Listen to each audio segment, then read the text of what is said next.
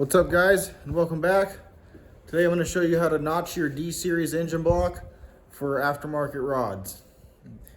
If you're planning on building a motor to make any decent amount of power and you're using an aftermarket rod, you're more than likely going to need to do this unless you get no notch rods, but which are becoming pretty popular nowadays. But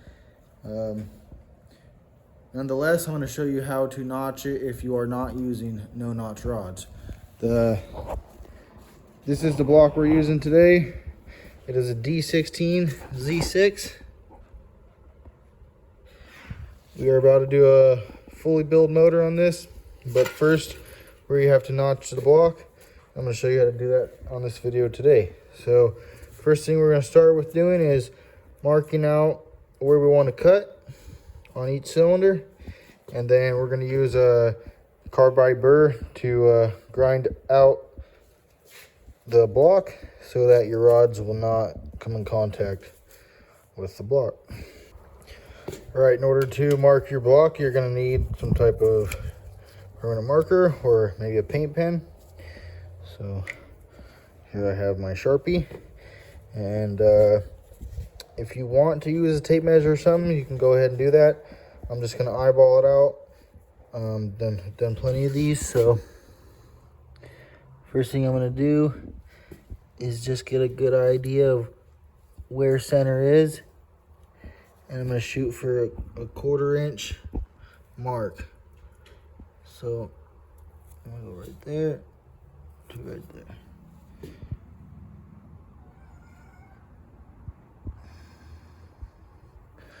That's pretty good. I'm going to go here to there.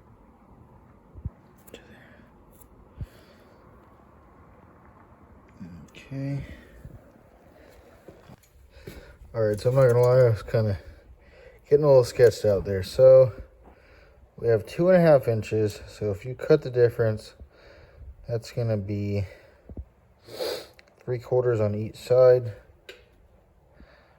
So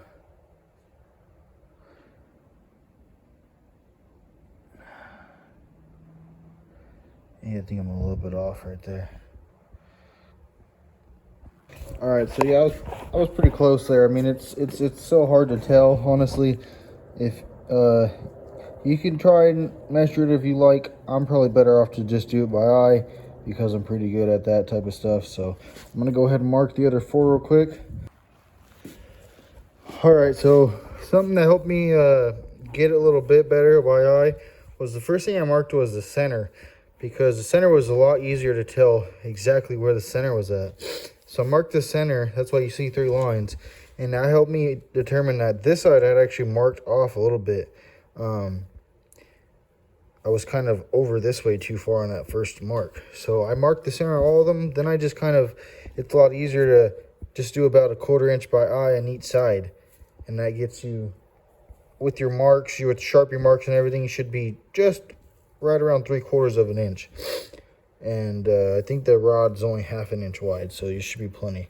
And then if you see down there, I kind of made this line right here just to have a reference of how much I'm cutting down also on all of the cylinder walls. As you can see, I kind of just shot that mark about a 1/4 inch down, and I figure once I kind of hit that, I'll know how far down I am, and then these marks will help me determine how wide I am.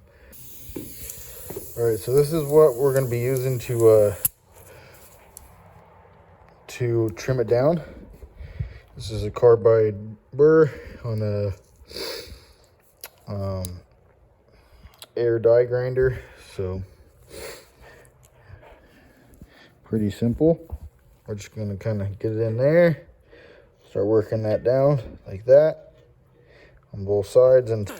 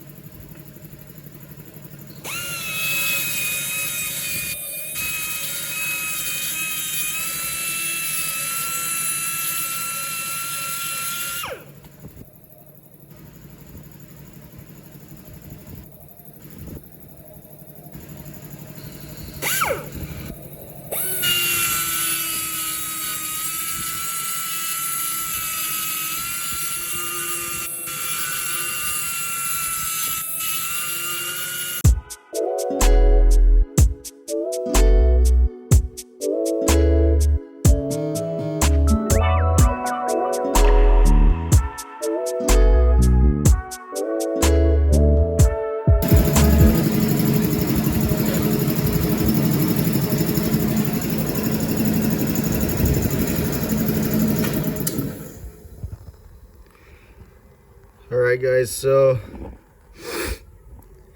I've got a good start on them all, and I'm not 100% sure how much to take off. I did find one website that showed them notching the block, and they didn't really take off a whole lot, but honestly on the pictures it's kind of hard to tell exactly how much they took off. So what I'm going to do now is I'm going to clean the block as best I can.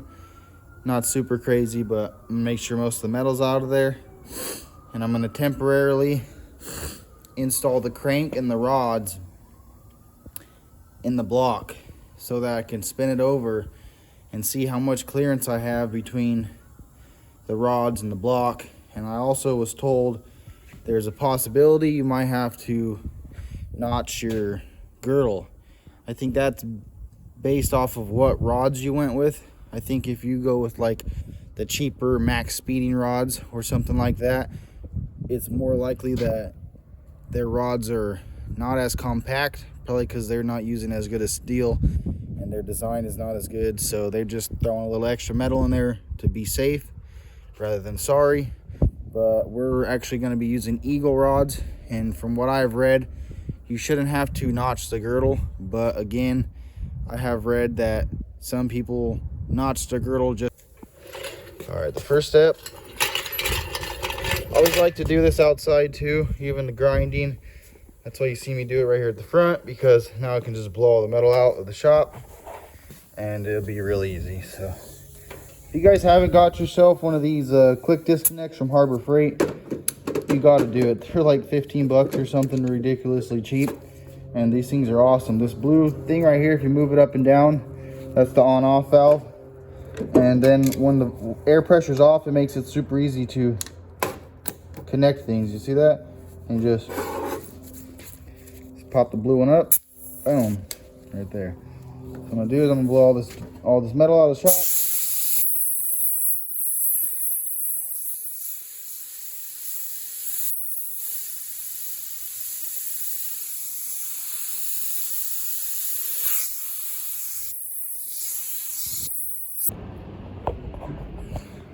All right guys, right behind me, I got the block all cleaned up. I pressure washed it and I blew it off with air again really good.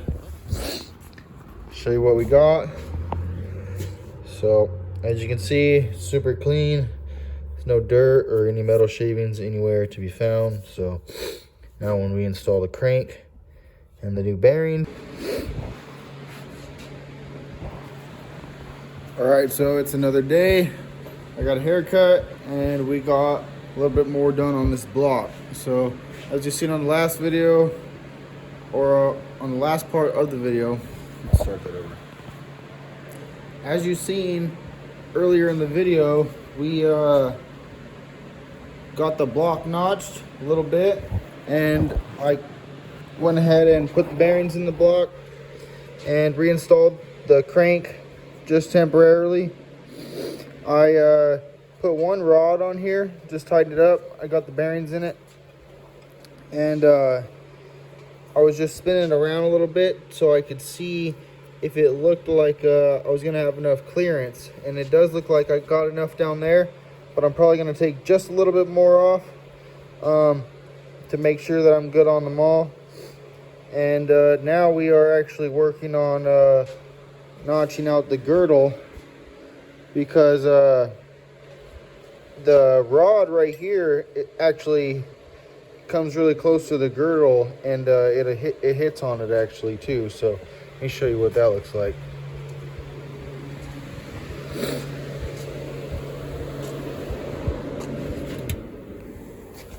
So I got the girdle right here, and as you can see on that side, I already did all four of them, and I was just starting on this one right here. And you have to get a pretty good, you got to take a pretty good chunk out of these, man.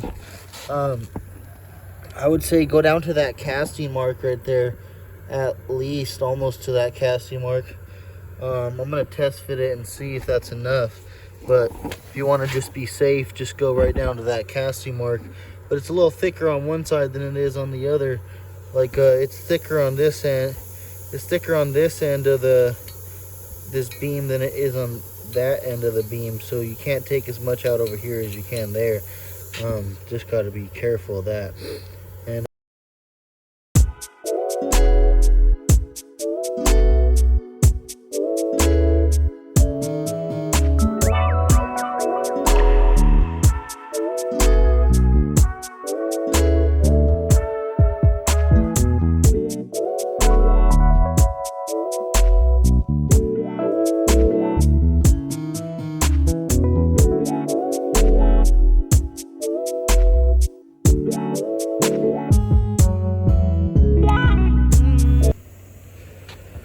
alright, so I just finished that up. I think I just kind of went for what I would feel like is the maximum you can kind of take off, because I'd rather have extra clearance and only do it once. So like I was saying, I went down to about the casting mark on these things.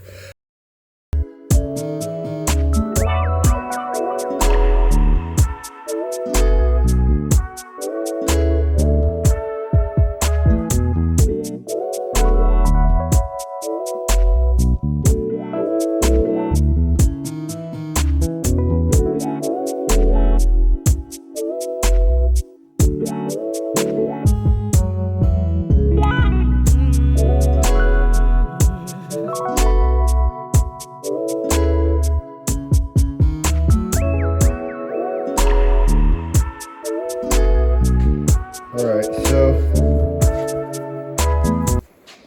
that's pretty much it right there.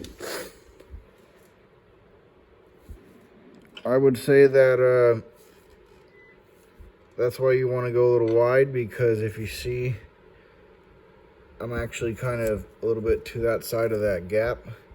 So I actually came a little close, but really the rod will kind of be right there.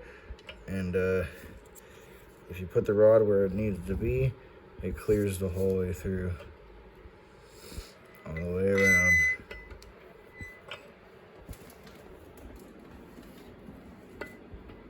So, all right, that's all she wrote, boys.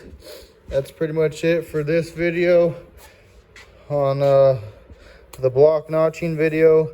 So I hope that helped you guys out on a good idea on how to get this done the right way. I haven't seen any real videos on it, so that's why I made this video. Yeah, that's pretty much it. You are going to definitely have to notch your girdle if you're using eagle rods or any of the rods that you need to notch the block. It's actually, you need to notch the block and the girdle, so just wanted to put that in there. I showed you how to do it today on this video.